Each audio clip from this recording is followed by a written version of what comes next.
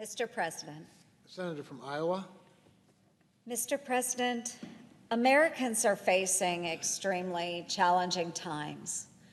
And right now, folks are working hard just to make ends meet, to put food on their table, and to care for their families and their loved ones. As our communities continue to grapple with the devastating impacts of the coronavirus pandemic, the crisis of rising drug costs in the U.S. has only worsened. Now more than ever, folks are operating on very thin margins and simply don't have room in their budgets for expensive prescriptions. No individual should have to make the decision between filling a life-saving prescription and feeding their family. The skyrocketing costs of prescription drugs has become a matter of life and death for so many. We've heard the heartbreaking stories of individuals who could not afford their insulin, were forced to ration and skip doses, and as a result, they lost their lives. I remember quite vividly a conversation I had with an Iowa mother explaining how she lost her son, who as a young man was rationing his insulin because he could not afford to do more. It was a heartbreaking discussion, and having that discussion with that mother, I could not help but think then of my own brother and sister who have been reliant on insulin as juvenile diabetics for nearly all of their lives. When we talk about the cost of prescription drugs, folks, lives are literally on the line. And Iowans have been very clear with me where they stand on this issue. They want to see us come together to advance solutions that drive down those drug prices. Seniors, families, and children all need to be assured that when they go to the pharmacy, they'll be able to afford their medications and not have to skip a meal or more to do so. And this is why I was proud to join my friend and my colleague, Senator Grassley, in introducing a piece of legislation that I know he has worked tirelessly on, the Prescription Drug Pricing Reduction Act of 2020. This vital piece of legislation would root out unfair pricing shenanigans and perverse payment incentives that allow pharmaceutical companies to take advantage of the system at the expense of taxpayers and patients.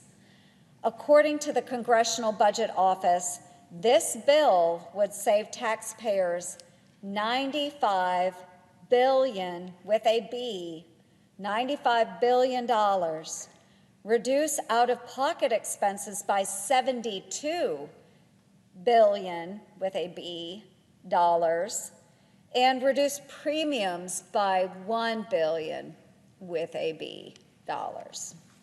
Now, it needs to be said that Chairman Grassley worked for months. He worked for months on end to craft this bill in a bipartisan manner with his Democratic counterparts. In fact, 2/3 of the Senate Finance Committee approved our bipartisan Prescription Drug Price Reduction Act a year ago this very month. 2/3 of the Senate Finance Committee. And yet, at a time when Americans are struggling to afford rent and groceries, my colleagues across the aisle suddenly chose to drop their support for this bipartisan drug pricing reform bill that they helped write. Let me make that clear. The Democrats helped write the bill with Senator Grassley. Those that sat on the Finance Committee approved this bill last year. This year, they are refusing to assist my senior senator, Chuck Grassley, in moving forward a bill they helped write. That begs the question, what changed? What changed over the course of 1 year? And you know what, folks?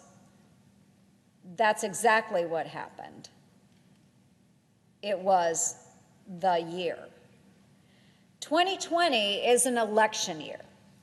And that means Washington is not focused on solutions. It's all about the political scoreboard. We've seen it already this year with our friends across the aisle blocking us from even debating the Justice Act, the police reform bill that contained about 70% of what our Democratic colleagues were asking for in police reform. Iowans put their partisanship aside and came together and got a police reform package passed. That's Iowans in our state legislature. I wish we could say the same for Washington, not only on the Justice Act, but also this prescription drug pricing bill. Lowering prescription drug costs shouldn't be about who gets the credit. It should be about working across the aisle to save lives, which is the very reason that Senator Grassley worked hand in hand with Democrats on this bill. Iowans should expect more from Washington, and they want more, and they should get it. Chairman Grassley, President Trump, and I won't back down from this fight. We will press on and do everything in our power to provide relief to Americans who desperately need it. I will continue to call on my Democratic colleagues to come to the table to work on improving our nation's health care system and drive down the costs for Americans. Whether it's lowering drug costs, expanding child care options for families, ensuring protections for individuals with pre-existing conditions like my sister and my brother, or simply making sure that children have access to clean diapers. Simple things. These are all issues that Americans want to see Congress take action on. Just recently, I joined with my colleague, Senator Braun of Indiana, in introducing a bill that helps address yet another critical issue for Americans: increasing transparency and lowering healthcare costs. Our Healthcare Price Transparency Act would implement the administration's rules requiring hospitals and insurers to reveal their low, discounted prices and negotiated rates to patients before they receive medical care. Iowans should be able to know the costs associated with their health care in advance so that they can make the best decisions for themselves and for their families. Folks, let's not forget that outside the halls of Congress, Americans are facing hard times. They are mourning the loss of loved ones who have been taken by this virus. They are worried about how they will take care of their children at home while they work to provide. They are concerned for their health and the well-being of their loved ones. And many of them are considering skipping a dose of their medication or cutting a pill in half to try to make that prescription stretch just a little bit farther until their next paycheck.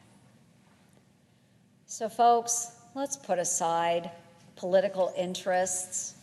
Let's work together on this.